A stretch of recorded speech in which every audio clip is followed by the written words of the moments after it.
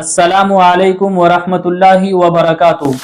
रमज़ानुल मुबारक का रोज़ा रखना हर आकिल बालिग मर्द औरत पर फ़र्ज है, लेकिन कुछ सिचुएशन ऐसी होती है, कुछ हालात ऐसे होते हैं जिनमें रोज़ा छोड़ सकते हैं, रोज़ा तोड़ने की इजाज़त है। और कुछ हालात तो ऐसे हैं जहां शरीयत ने रोज़ा रखने को खुद हराम करार दिया है।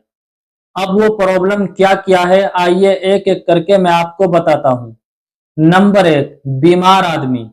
ऐसा बीमार आदमी जिसको अच्छे माहिर डॉक्टर ने यह हुक्म किया हो कि आप रोजा नहीं रख सकते हैं, आपको दोनों टाइम दवाई का इस्तेमाल करना है, या फिर आप अभी रेस्ट लें, चूंकि आप रोजा रखेंगे तो या तो आपकी जान को खतरा है या फिर बीमारी बढ़ सकती है।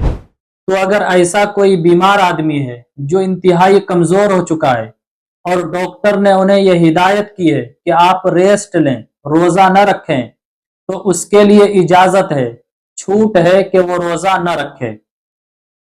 जब बीमारी से शिफा मिल जाए, तंदुरुस्त हो जाए, तो बाद में उस रोजे की कजा कर ले। नंबर दो, हामिला औरत।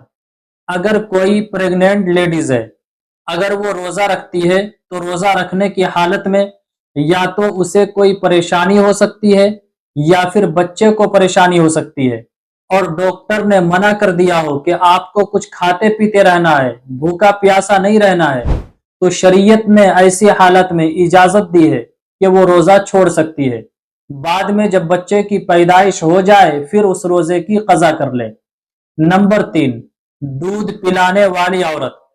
कोई लेडीज ऐसी है, अगर वो भूखी रहेगी तो बच्चे को दूध नहीं पिला सकती है, तो बच्चों के जान जाने का खतरा है। अब तो ये प्रॉब्लम नहीं है, पहले की लेडीज हुआ करती थी और पहले दूध की भी बहुत ज्यादा किल्लत थी, अब तो डब्बे के दूध से भी काम चल जाते हैं। फिर भी अगर अभी के वक्त में भी कोई ऐसी लेडी है, बाज बच्चे होते हैं अभी के हालत में भी डब्बे वाले दूध नहीं पीते हैं, तो अगर कोई ऐसी लेडी है जो भूखी रहती है और रोजे से रहती है तो बच्चे को दूध नहीं पिला पाती है, तो उस लेडीज को भी छूट है कि वो रोजा न रखे, बाद में उसकी कजा कर ले। नंबर चार, हैज और निफास वाली औरत। पीरियड टाइम चल रहा है, ब्लीडिंग जारी है, तो फिर रोजा नहीं रख सकती है। इसी तरह बच्चे की पैदाइश के बाद जो खून आता है, निफास के खून जो होते हैं, उस हालत में भी रोजा नहीं रख सकती है। अब यहाँ इंपॉर्टेंट बात सुन ले, जो औरत हमल की हालत में है, अगर वो रोजा रखना चाहती है तो रख सकती है, रोजा हो जाएगा। इसी तरह जो औरत दूध पिलाती है, अगर रोजा रखना चाहे रख सकती है, रोजा हो जाएगा। लेकिन चौथे नंबर की जो लेडीज है, चौथे नंबर की जो औरत है, जो हैज और निफास की हालत में है, अगर ये रोजा रखना भी चाहे फिर भी रोजा नहीं रख सकती है, उनके लिए रोजा रखने की इजाजत ही नहीं है। तो यही वो दो औरत है जिनके लिए इस हालत में रोजा रखना जायज नहीं है, यानी एक पीरियड टाइम, दूसरा बच्चे की पैदाइश के बाद जो खून होता है, जो ब्लीडिंग जारी होती है। नंबर पांच, बूढ़ा कमजोर आदमी। कोई आदमी बुढ़ापे की वजह से इतना कमजोर हो गया है कि रोजा रखने की उसके अंदर ताकत ही नहीं है, तो शरीयत ने उसे भी छोड़ दी है। नंबर छह, पागल दीवाना आदमी। कोई आदमी ऐसा है जो पागल है, दीवाना है, उसे अपने बारे में भी कुछ नहीं पता है कि वो क्या कर रहा है नहीं कर रहा है, तो उसे भी शरीयत ने छूट दी है।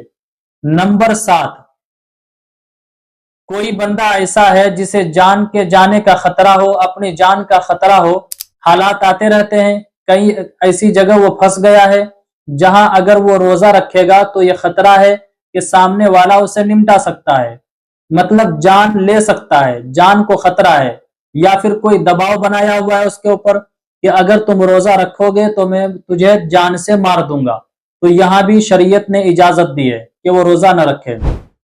नंबर आठ, मुसाफिर। अगर कोई बंदा सफर में है, सफर का मतलब है अपने घर से कहीं ऐसी जगह गया हुआ है जिसकी मुसाफत 83 किलोमीटर हो, तो अगर कोई बंदा 83 किलोमीटर का सफर करता है तो मुसाफिर कहलाता है।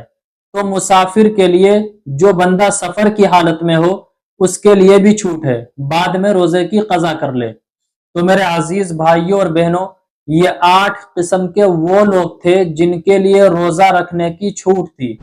تو آپ سے گزارش ہے اس کلپ کو زیادہ سے زیادہ آپ شیئر کیجئے، رشتہ داروں میں، دوست و احباب میں، گروپس میں زیادہ سے زیادہ شیئر کیجئے۔